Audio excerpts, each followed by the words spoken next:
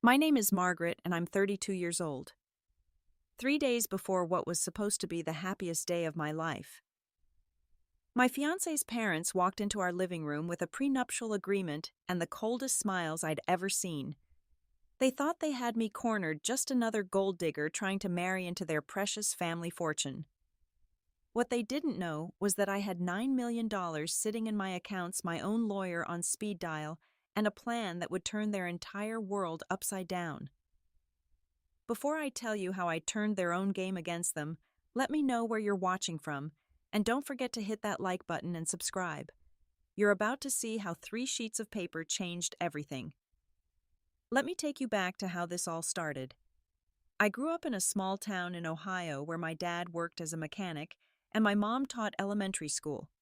We weren't rich, but we were happy. My parents taught me the value of hard work and never taking anything for granted. When I graduated high school with a perfect GPA, I earned a full scholarship to Harvard Business School.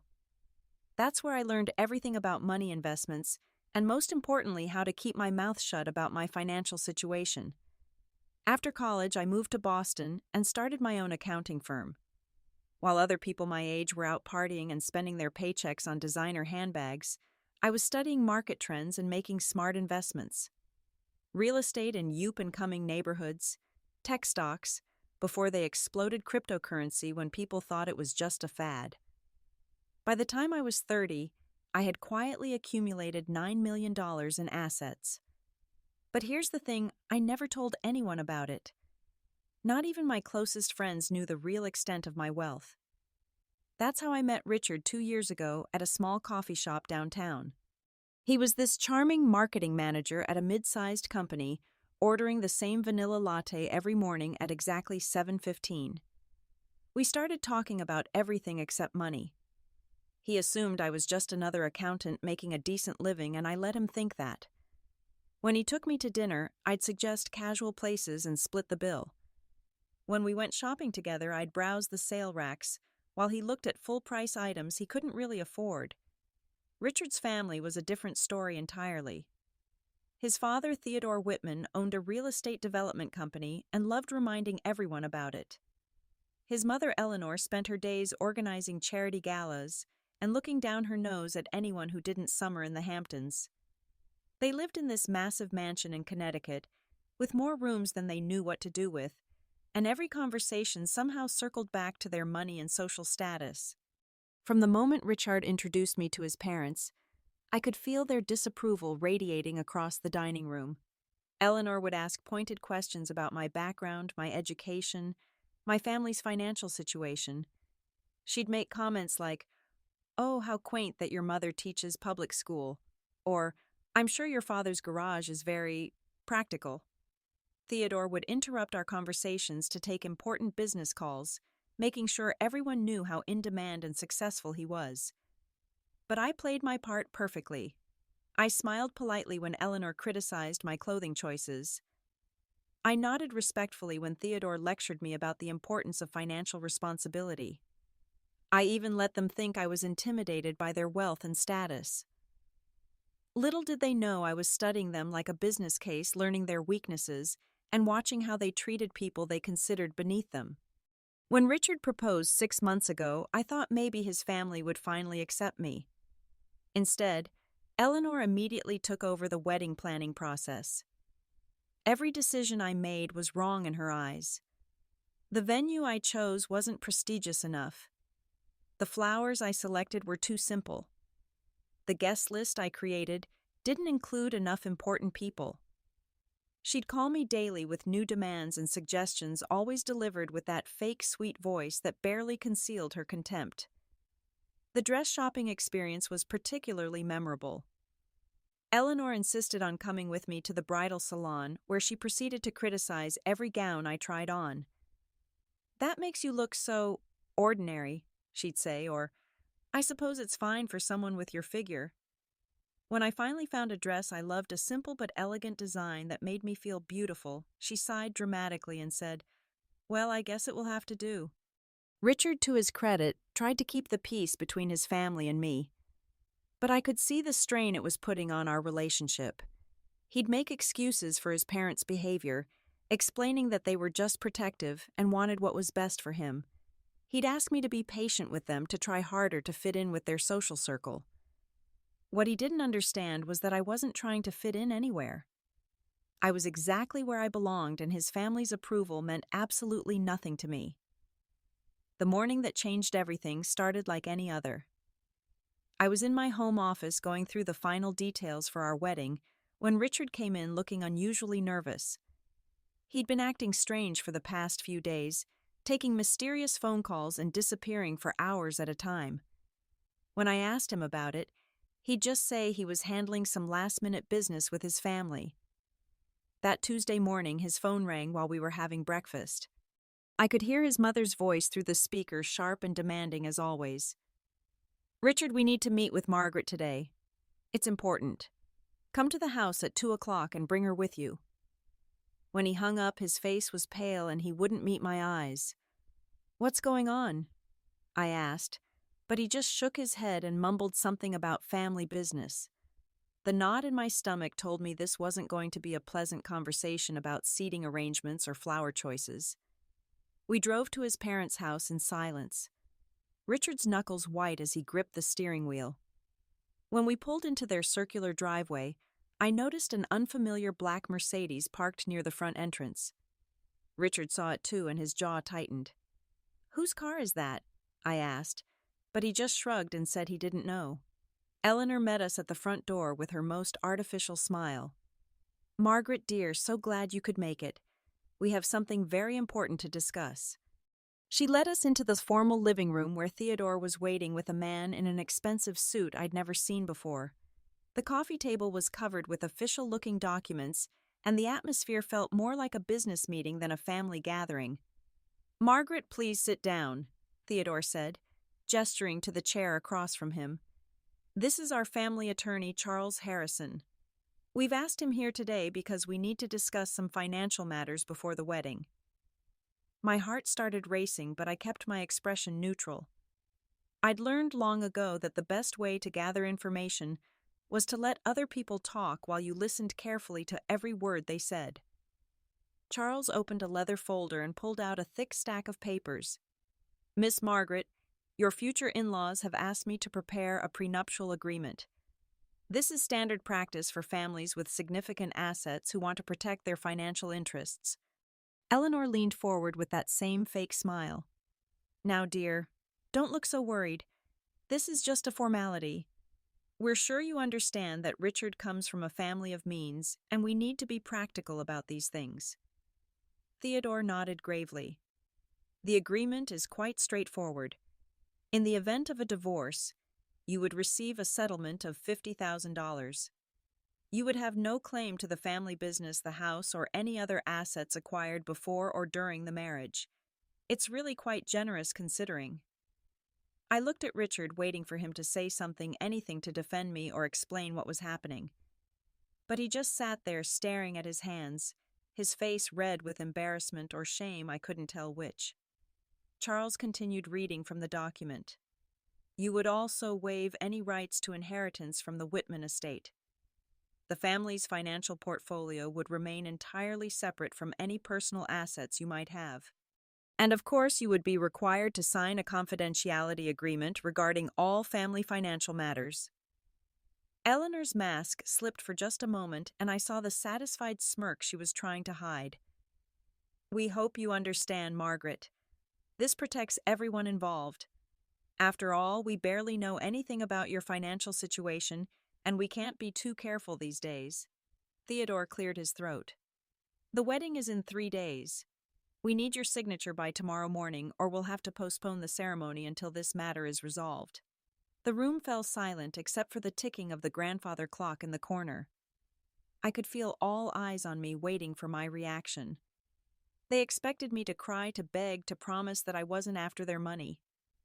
They thought they had me trapped with no choice but to sign their insulting document or lose the man I loved. But here's what they didn't know about me. I'd been in boardrooms with men twice my age who tried to intimidate me with their wealth and power. I'd negotiated million-dollar deals while keeping my expression perfectly calm. And I'd learned that the best time to reveal your hand was when your opponents thought they'd already won. Instead of getting emotional, I smiled politely and reached for the document. May I read through this carefully? I want to make sure I understand all the terms. Charles handed me the papers and I began reading each page slowly and thoroughly, occasionally nodding or making small humming sounds, as if I was impressed by their thoroughness. Eleanor and Theodore exchanged satisfied glances. Richard finally looked up at me, his eyes filled with an emotion I couldn't quite identify. Guilt, maybe, or relief that I wasn't making a scene. After 20 minutes of careful reading, I set the papers down and looked directly at Theodore. This is certainly comprehensive. You've obviously put a lot of thought into protecting your assets. I appreciate that level of financial planning.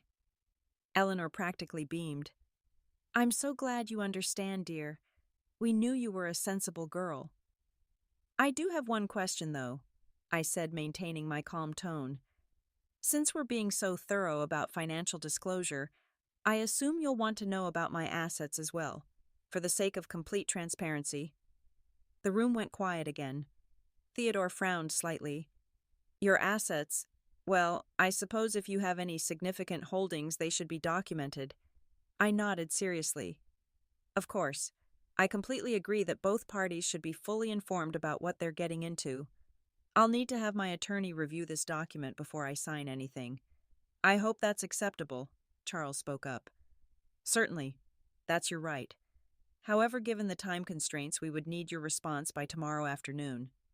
Perfect, I said, standing up and smoothing my skirt. I'll have my lawyer look at this tonight and get back to you first thing in the morning. As we walked to the car, Richard was unusually quiet. Eleanor called out from the front door, Don't worry too much about all the legal language, dear. These things always look more complicated than they really are. I waved and smiled back at her. Don't worry, Eleanor. I have an excellent attorney who specializes in exactly these types of agreements. The drive home was tense and silent. I could see Richard glancing at me nervously, probably wondering why I'd taken the whole thing so calmly. When we got back to our apartment, he finally found his voice. Maggie, we need to talk about what just happened back there. Richard followed me into the kitchen where I was calmly putting the kettle on for tea, as if his family hadn't just ambushed me with a prenuptial agreement designed to humiliate and control me. What's there to talk about? I asked, keeping my voice light. Your parents want me to sign a prenup. It's not unreasonable for a family with assets to protect. Richard looked confused by my reaction. You're not upset. You're not angry that they sprung this on you 3 days before our wedding. I turned to face him, studying his expression carefully. Should I be upset, Richard? Do you think the prenup is unfair? He shifted uncomfortably, avoiding my gaze. I mean, it's pretty standard for families like mine. My parents have worked hard to build their wealth and they need to protect it. You understand that, right? Families like yours, I repeated slowly. And what kind of family is that exactly? You know what I mean. Families with money with businesses to protect. Look, Maggie, I know $50,000 sounds like nothing to you right now, but it's actually quite generous. Most prenups don't guarantee anything at all. I felt something cold settle in my chest as I realized what he was really saying. So you think the prenup makes sense? You think I'm the kind of person who would marry you for your family's money? Richard ran his hands through his hair, clearly frustrated. It's not about what I think. It's about being practical. My parents have seen too many marriages fail because of financial disputes. They're just trying to protect everyone involved. Everyone involved, I said quietly. But what about protecting me, Richard? What about protecting my interests in this marriage? He looked at me like I'd said something ridiculous. Maggie, let's be honest here. You're an accountant with a small practice. My family has millions of dollars in assets. The prenup isn't designed to hurt you. It's designed to make sure that if things don't work out, everyone walks away with what they brought to the marriage. That's when it hit me like a physical blow. Richard genuinely believed that I had nothing to bring to this marriage except my love and companionship. He saw me as someone who needed his family's protection and generosity, not as an equal partner with my own value and assets.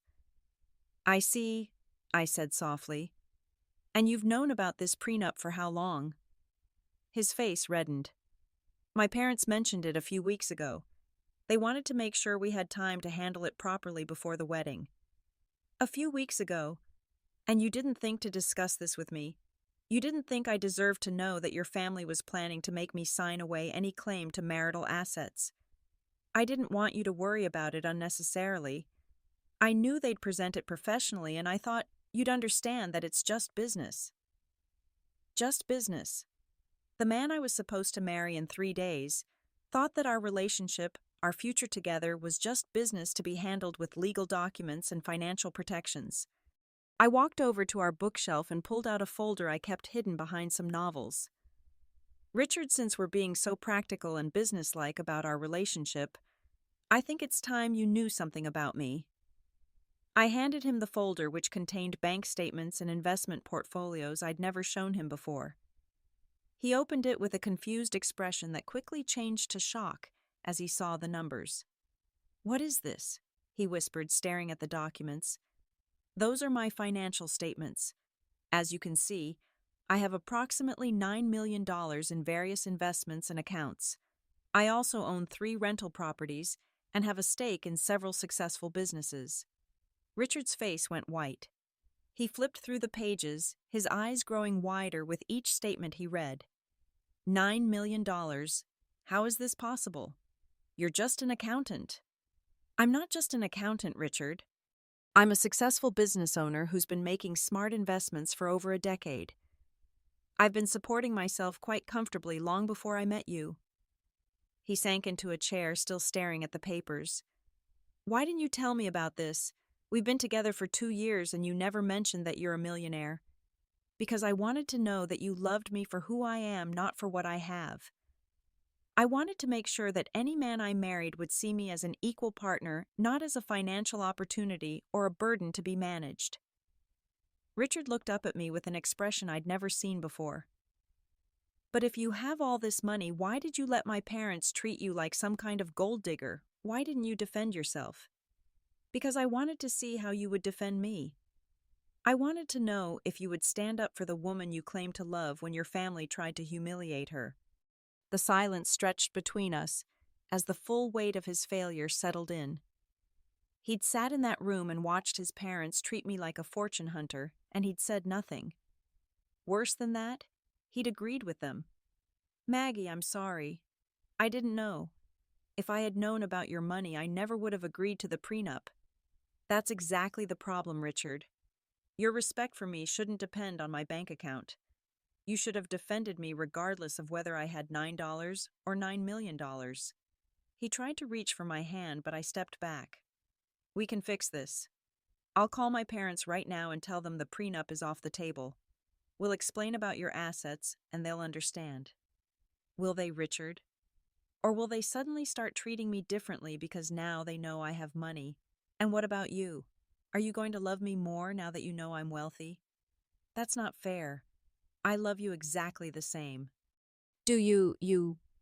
Because 5 minutes ago you thought it was perfectly reasonable for me to sign a document that would leave me with $50,000 after years of marriage to you.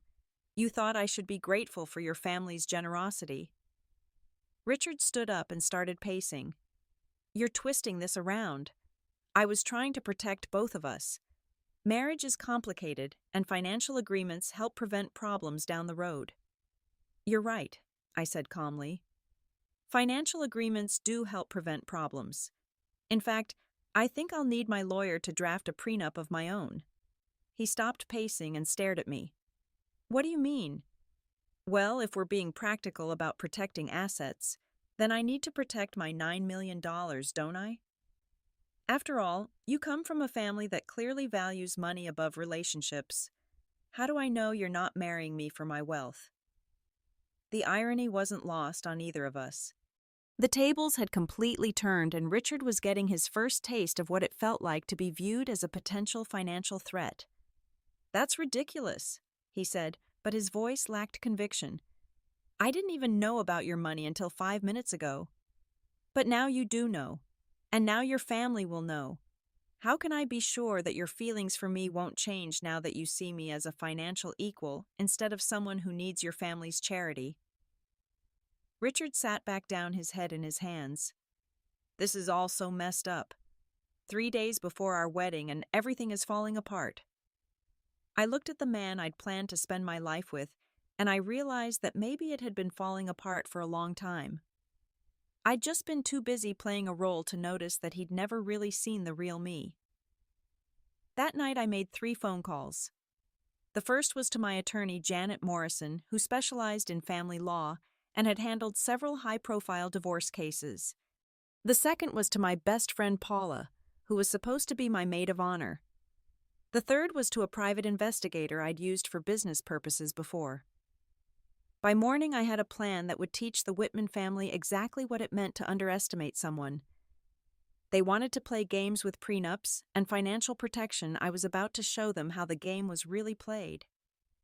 I spent most of that night on the phone with Janet Morrison, my attorney, who was both shocked and delighted by the situation I described to her. Margaret, I've been practicing family law for 20 years, and I've never seen a case quite like this. Most of my clients are trying to protect themselves from wealthy spouses, not the other way around. Janet agreed to meet me first thing Wednesday morning to review the Whitman prenup and discuss our options. Bring copies of all your financial documents, she said. If we're going to play hardball with these people, we need to make sure our position is absolutely unassailable. My second call was to Paula, who had been my closest friend since college. I told her everything that had happened with Richard's family, and her reaction was exactly what I expected. I knew there was something off about those people, she said immediately. Remember at the engagement party when Eleanor asked me what my father did for a living? When I told her he was a teacher, she literally turned around and walked away mid-conversation. Paula had always been protective of me, and she'd never liked the way Richard's family treated me. Maggie, are you sure you want to go through with this wedding? Because from where I'm sitting, it sounds like Richard showed his true colors today. I'm not sure about anything right now, I admitted. But I do know that I'm not going to let them humiliate me without consequences. They think they can push around some poor little accountant who's desperate to marry into their family. They're about to learn how wrong they are. My third call was to Marcus Chen, a private investigator I'd hired before to look into potential business partners. Marcus, I need you to do a deep dive into the Whitman family finances. Theodore Whitman owns Whitman Development Group, and I need to know everything about their current financial situation. Marcus was efficient and discreet, exactly the kind of professional I needed for this situation. How quickly do you need this information? He asked. By tomorrow morning. And Marcus, I need documentation, not just rumors. Bank records, business filings, anything that shows their actual financial position. Understood. I'll have a complete report for you by 8 a.m. After I hung up, I sat in my home office surrounded by financial documents and legal papers, planning my strategy like a military campaign. The Whitmans thought they were dealing with someone naive and powerless, but they were about to discover that they'd picked a fight with someone who understood money and power better than they did. The next morning, I met Janet at her downtown office at 7:30. She'd already reviewed the prenup the Whitmans wanted me to sign, and her professional opinion was scathing. Margaret, this document is absolutely outrageous. It's so one-sided that any competent judge would throw it out if it ever came to court. The $50,000 settlement is insulting, and the confidentiality clauses are designed to prevent you from even discussing your own marriage. Janet spread out the pages on her conference table, pointing to specific sections. Look at this clause here. You would be required to get Theodore's written permission before making any purchase over $500, and this section essentially makes you an employee of the family rather than Richard's wife. What are our options? I asked. Well, you could refuse to sign it and see if they're bluffing about canceling the wedding, or you could negotiate for better terms. But honestly, Margaret, I think we should take a much more aggressive approach. Janet pulled out a legal pad covered with notes she'd made during the night. You have $9 million in assets. Richard, as far as I can tell from public records, has maybe 50,000 in savings and a car that's still being financed. His family's company appears to be struggling based on some recent court filings I found. What kind of court filings? Lawsuits from contractors who haven't been paid. Liens on some of their properties. It looks like Theodore's business has been hit hard by the recent changes in the real estate market. This aligned perfectly with what Marcus had discovered. His report, which arrived by email at exactly 8 a.m., painted a picture of a family whose wealth was largely an illusion. The Whitman Development Group was carrying enormous debt, several of their recent projects had failed to sell, and Theodore had been borrowing against the family home to keep the business afloat. So their wealth is mostly on paper? I asked Janet. Exactly. They have assets, but they're heavily leveraged. The mansion, the cars, the country club memberships, it's all being financed by debt. They need cash flow, and they need it badly. Janet leaned back in her chair with a satisfied smile. Margaret, I think they picked the wrong woman to mess with. Let me draft a counter-proposal that will make their heads spin. We spent the next 2 hours crafting a prenuptial agreement that would protect my assets while exposing their financial vulnerabilities. The document was a masterpiece of legal precision and psychological warfare. My prenup would require Richard to disclose all of his family's financial obligations and debts. It would prevent him from making any claims against my business or personal assets. Most importantly, it included a clause that would require a complete audit of the Whitman family finances before the marriage could proceed. They wanted transparency, Janet said with a grin. Let's give them transparency. But the prenup was just the beginning of my plan. I also had Janet prepare a series of other documents that would be needed for what I had in mind for the wedding reception. That afternoon, I met with Paula to discuss the final details of my strategy. Are you absolutely sure you want to do this, Maggie? Because once you pull this trigger, there's no going back. Paula, they've spent 2 years treating me like I was beneath them. They ambushed me with a prenup designed to humiliate me. And worst of all, Richard sat there and let it happen. I'm not backing down. Paula nodded slowly. Then let's make sure we do this right. I've already contacted the wedding photographer and videographer. They'll be ready to capture everything that happens at the reception. What about the AV equipment? The reception venue has a full sound system and projection setup. I told them we wanted to show a slideshow during the speeches. They'll have everything ready to go. That evening, Richard came home looking exhausted and nervous. Did you meet with your lawyer today? He asked. I did. She reviewed your family's prenup very carefully. And she thinks we should definitely have a prenuptial agreement. In fact, she's drafted one for you to sign. Richard's face went pale. What do you mean, one for me to sign? I handed him Janet's masterpiece, watching his expression change as he read through the terms. Since we're being practical about protecting assets, I need to protect my $9 million. I'm sure you understand. Maggie, this is crazy. You want me to agree to a complete financial audit of my family's business? You want me to waive any claim to your assets, even ones we might acquire together during our marriage.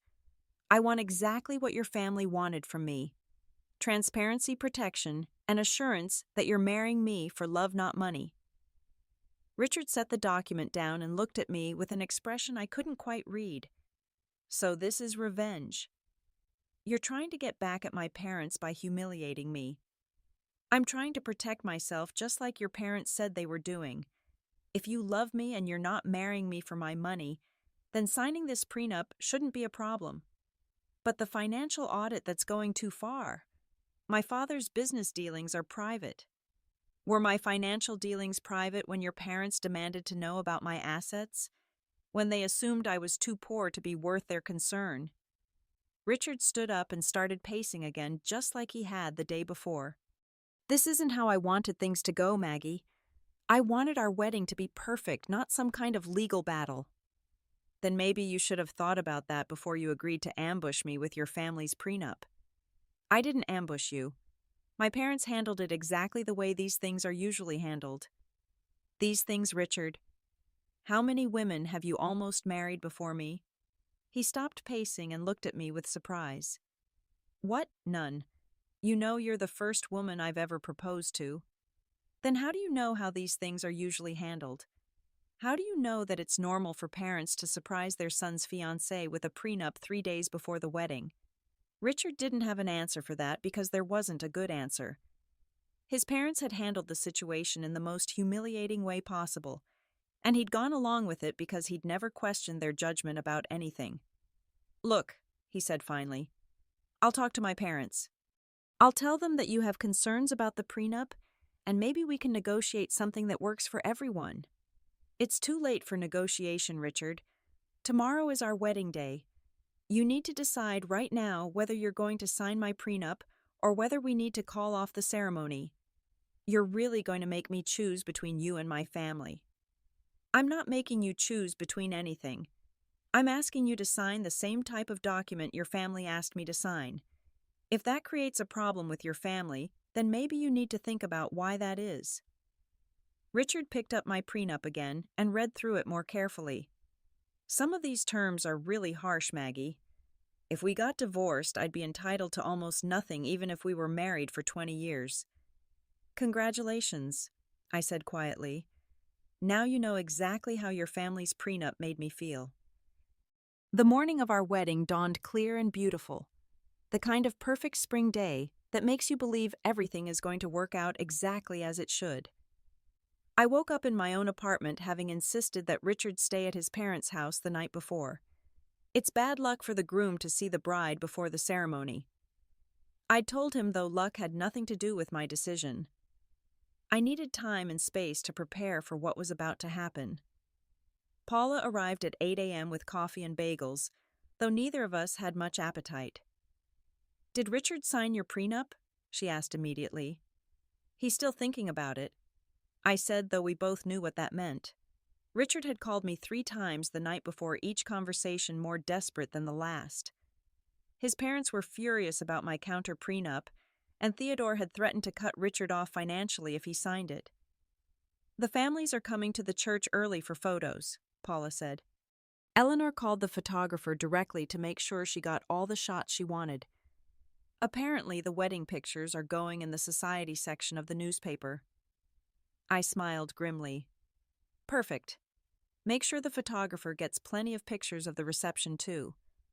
I have a feeling those are going to be the memorable ones. At 10 a.m., my hair and makeup team arrived to transform me into the perfect bride. As they worked, I reviewed my notes one final time.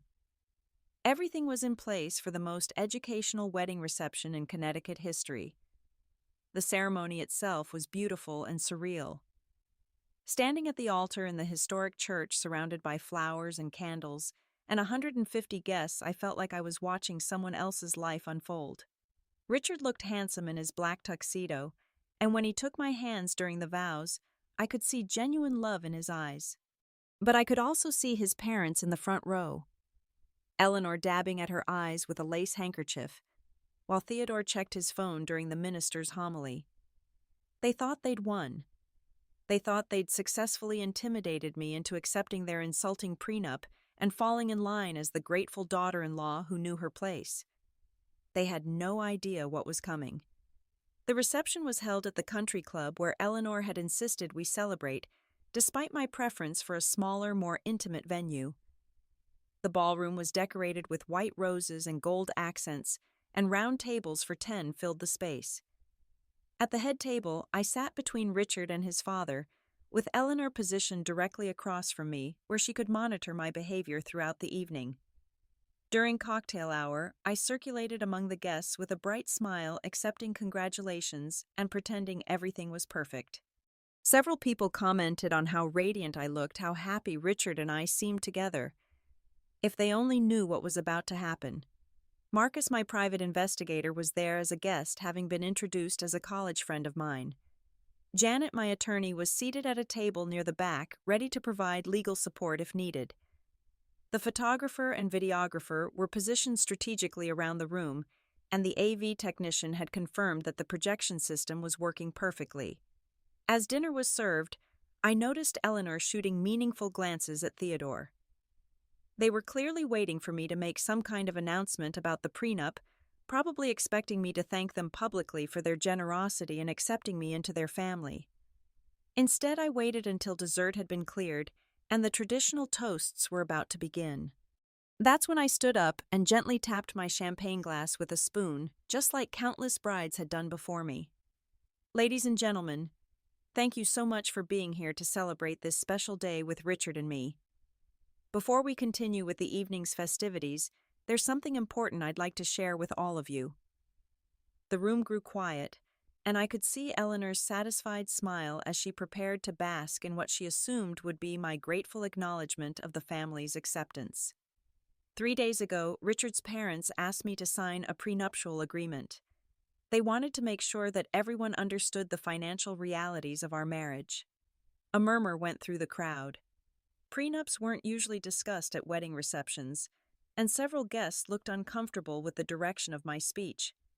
The prenup was quite detailed. I continued, my voice carrying clearly through the sound system. It specified that in the event of a divorce, I would receive $50,000 and no claim to any family assets or property. The murmuring grew louder. Eleanor's smile was starting to look strained, and Theodore was leaning forward in his chair with a concerned expression. Now I understand the importance of financial transparency in marriage. So in the spirit of complete honesty, I think it's only fair that everyone here knows exactly what kind of financial situation they're celebrating tonight. I nodded to the AV technician, who immediately projected my first slide onto the large screen at the front of the ballroom. It was a simple title slide that read, "Financial Disclosure, Margaret and Richard." Eleanor's face went white. Theodore half stood from his chair before sinking back down. Richard grabbed my arm and whispered urgently, "Maggie, what are you doing?" "I'm being transparent, darling," I said loud enough for the microphone to pick up. "Just like your parents wanted." The next slide showed my personal financial statement with my $9 million net worth displayed in large, clear numbers. The room erupted in shocked whispers and gasps. "As you can see," I said calmly, "I've been fortunate enough to build a successful business and make some smart investments over the years. I'm actually quite comfortable financially." I could see guests turning to each other with amazed expressions. Several people were already pulling out their phones to take pictures of the screen. But here's the interesting part. I continued advancing to the next slide. Since the Whitman family was so concerned about protecting their assets, I thought it would be helpful for everyone to understand exactly what those assets are. The new slide showed Marcus's research into the Whitman family finances. Their debt-to-asset ratio, the liens on their properties, the struggling status of Theodore's business, all laid out in professional charts and graphs. Theodore shot to his feet. "This is outrageous. You have no right to display our private financial information." "Actually," I said, smiling sweetly, "these are all public records. Court filings, property liens, business registrations. Nothing here is private or confidential." Eleanor looked like she was about to faint. Several guests at nearby tables were openly staring at the screen, reading the detailed breakdown of the family's precarious financial situation. The prenup that Theodore and Eleanor asked me to sign was designed to protect their assets from me, I explained to the fascinated audience. What they didn't realize is that I have more liquid assets than their entire family combined. Richard was tugging at my arm more urgently now. "Maggie, please stop this. You're humiliating my parents in front of everyone we know." "Am I asked, turning to face him directly. "Or am I just being as transparent as they asked me to be?" I advanced to the final slide, which showed the prenup Richard's parents had prepared alongside the counter prenup I'd had Janet draft.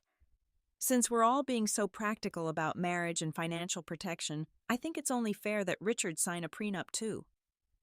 The room was completely silent now, except for the sound of people shifting in their seats and whispering to each other. Every eye in the place was fixed on our head table, where the drama was unfolding in real time. "Richard," I said, pulling the documents from my purse, "these papers will protect my $9 million from any claims you or your family might make. They include the same terms your parents offered me, adjusted for our respective financial positions." You want me to sign a prenup right here in front of everyone. Why not your parents thought it was perfectly reasonable to surprise me with legal documents 3 days before our wedding? Surely you can handle signing papers on our actual wedding day. Theodore found his voice again. This is blackmail. You're trying to extort my family. I'm trying to protect my assets, I replied calmly. Just like you were trying to protect yours. The only difference is that I actually have assets worth protecting. Eleanor finally spoke, her voice shaking with rage and humiliation. You planned this. You've been planning this whole thing from the beginning. I plan to marry your son, I said. You plan to humiliate me with an insulting prenup. One of us succeeded. The photographer was capturing every moment of the confrontation, and I could see guests in the back of the room standing up to get a better view of the spectacle at the head table. Richard stood up abruptly, knocking over his water glass. I can't do this, Maggie. I can't sign that prenup in front of all these people. It's not fair to put me in this position. Fair, I repeated, standing to face him.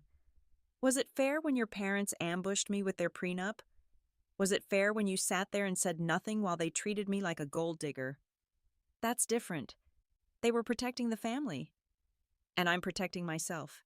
Sign the prenup, Richard, or our marriage is over before it begins. The ballroom was so quiet you could hear the air conditioning humming. 150 people were holding their breath, waiting to see what would happen next in this real-life drama that was better than anything they'd ever seen on television. Richard looked around the room at all the watching faces, then at his parents, then back at me. You're really going to do this? You're going to destroy our relationship over money? I'm not destroying anything over money, Richard. I'm ending it over respect. Your family doesn't respect me, and apparently, neither do you. Richard stared at the prenup documents in my hands for what felt like an eternity. The entire ballroom remained frozen in anticipation, guests craning their necks to see what would happen next. Several people had their phones out, undoubtedly recording what had become the most dramatic wedding reception in Connecticut history. Maggie, please, Richard said quietly, his voice barely audible through the microphone. Can we discuss this privately? This doesn't have to happen in front of everyone. Your parents didn't think privacy was important when they cornered me with their prenup, I replied, my voice carrying clearly through the sound system. They were happy to humiliate me in front of their lawyer and treat me like a fortune hunter. Why should you get privacy that they didn't offer me? Theodore stepped forward, his face red with anger and embarrassment. Young lady, you have crossed every line of decency and respect. This display is absolutely unacceptable. What's unacceptable, I said, turning to face him directly, is a family that pretends to have wealth they don't actually possess while trying to intimidate someone they assumed was poor and powerless. Eleanor finally found her voice, though it was shaking with rage. How dare you air our private business in front of our friends and family? This is supposed to be a celebration, not some kind of hostile takeover. You're right, Eleanor. This should have been a celebration.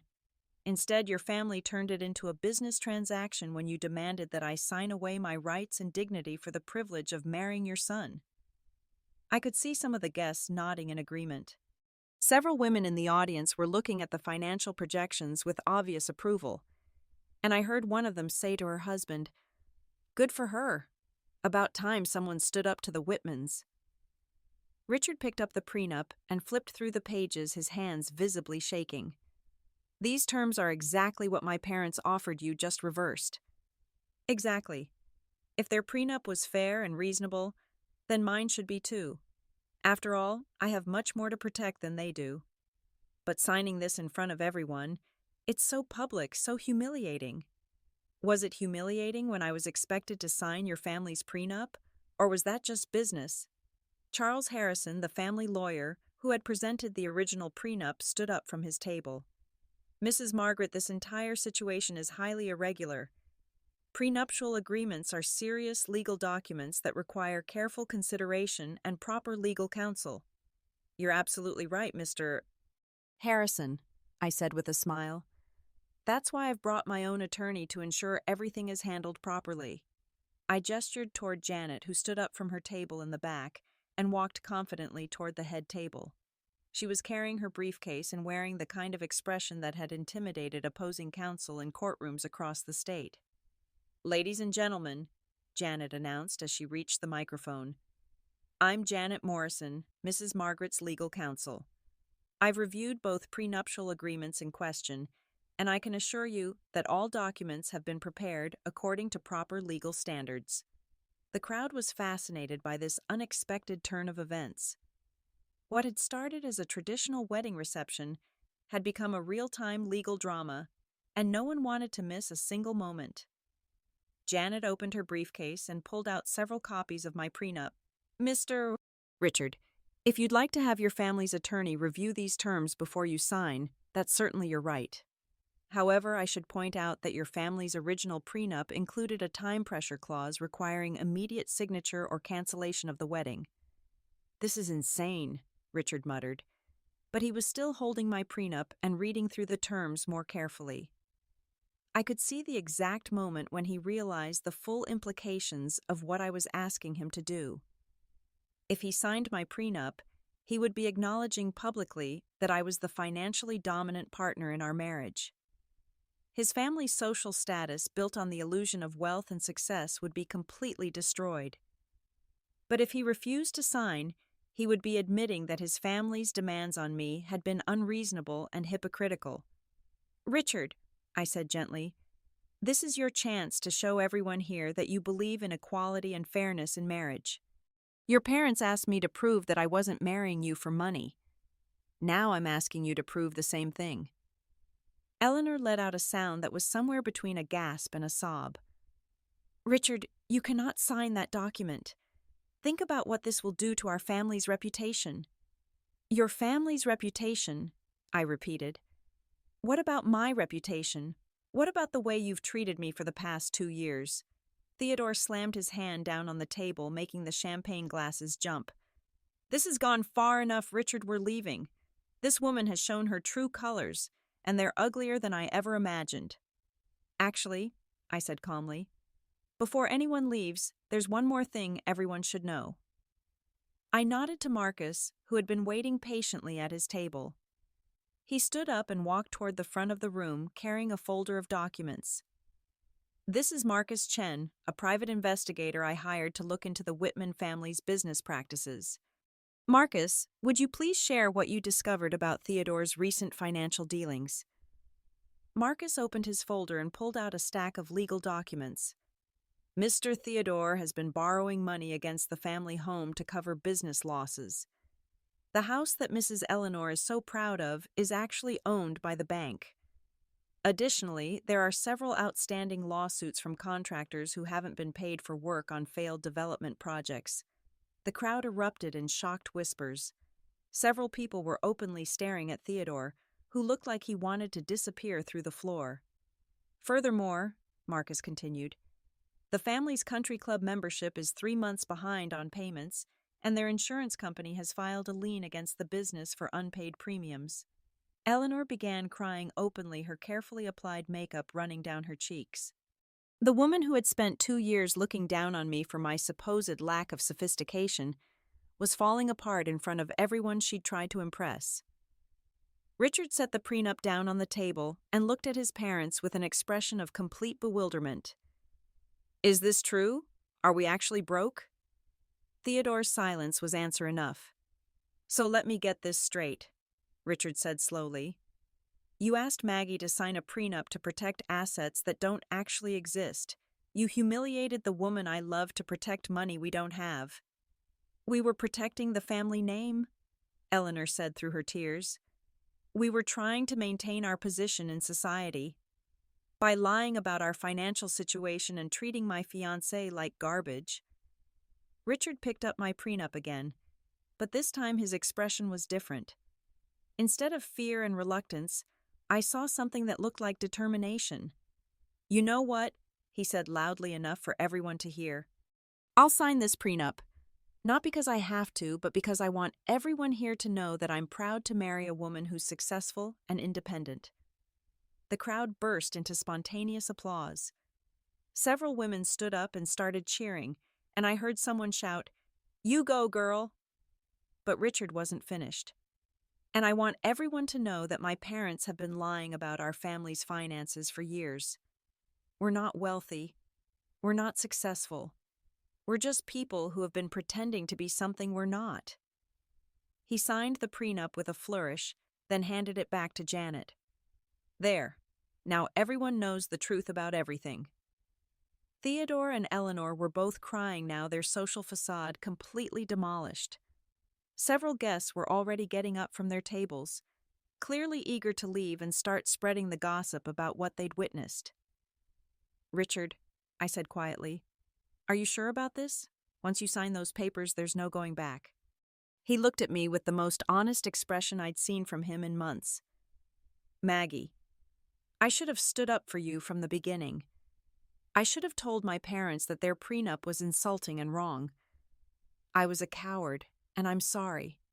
And now I'm married to the strongest, smartest woman I've ever known, and I'm going to spend the rest of my life trying to deserve her." 6 months later, I was sitting in my expanded office downtown reviewing quarterly reports for my accounting firm. Business had exploded after the wedding reception, which had become legendary in social circles throughout Connecticut. Dozens of wealthy women had sought me out as their financial advisor, impressed by the way I'd handled the Whitman family's attempted humiliation. The wedding video had gone viral on social media with millions of views and thousands of comments from people praising my response to the prenup ambush. I'd received speaking invitations from women's business organizations across the country, all wanting to hear about financial independence and standing up to family pressure. But the most satisfying change was in my marriage to Richard, which had survived the dramatic revelation at our reception. Signing my prenup had been a turning point for him, forcing him to choose between his family's expectations and his own values. In the weeks following our wedding, Richard had insisted on couples therapy to address the trust issues created by his family's behavior. He'd also started his own business, a marketing consulting firm that was slowly building a client base without any help from his parents' connections. I spent so many years being defined by my family's wealth that I never developed my own identity, he'd told me during one of our therapy sessions. When you forced me to see how they really treated people, it was like waking up from a dream. Theodore and Eleanor had initially tried to salvage their social reputation by claiming that I'd somehow tricked or manipulated the situation. But the evidence Marcus had uncovered about their financial troubles was too comprehensive to dispute.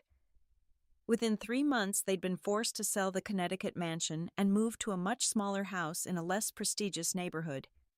The country club had revoked their membership for non-payment, and several of their former friends had distanced themselves once the truth about the family's finances became public knowledge. Eleanor, who had spent years judging others for their lack of social status, found herself on the receiving end of the same treatment. But the most interesting development came when Theodore approached me directly asking if I'd be willing to invest in saving his development business. The man who had tried to protect his assets from me with an insulting prenup was now begging me to save him with my money. I declined politely but firmly. "Theodore, I think it's best if we keep our financial lives completely separate, just like you wanted." Richard had been furious when he learned about his father's request. "He spent 2 years treating you like you weren't good enough for our family, and now he wants your money to save his business. The hypocrisy is unbelievable." "It's not hypocrisy," I told him. "It's desperation. People will do anything to maintain their illusions about themselves, even if it means contradicting everything they claim to believe." The experience had taught me valuable lessons about money relationships and the importance of knowing your own worth.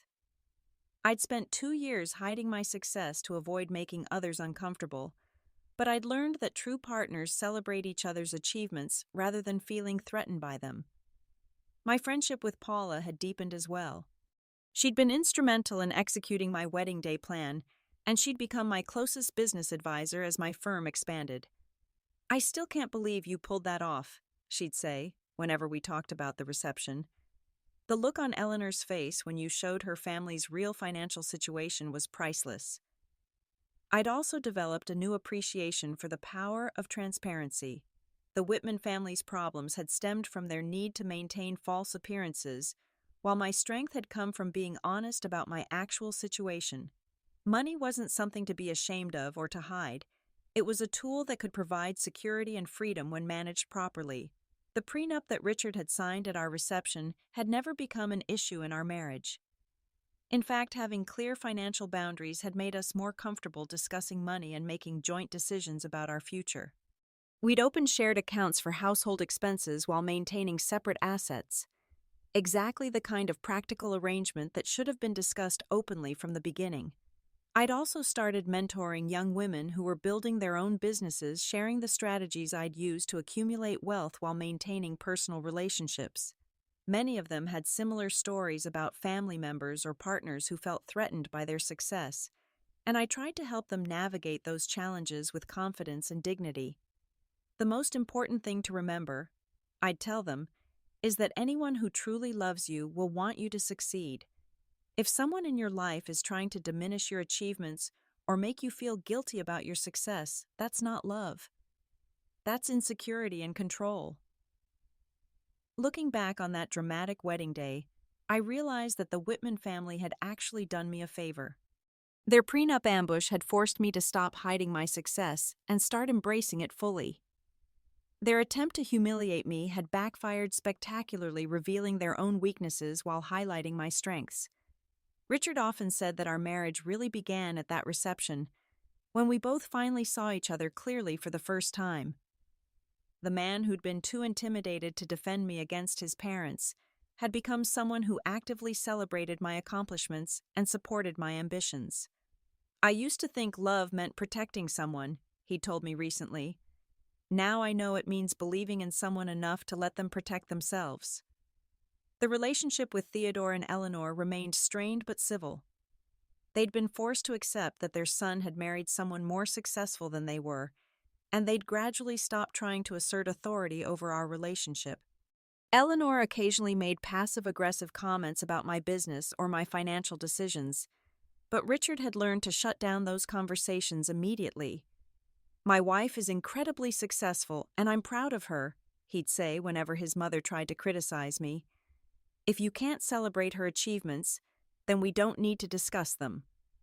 The most unexpected outcome of the whole situation was the number of marriage proposals I'd received from other wealthy men who'd heard about the reception through social media.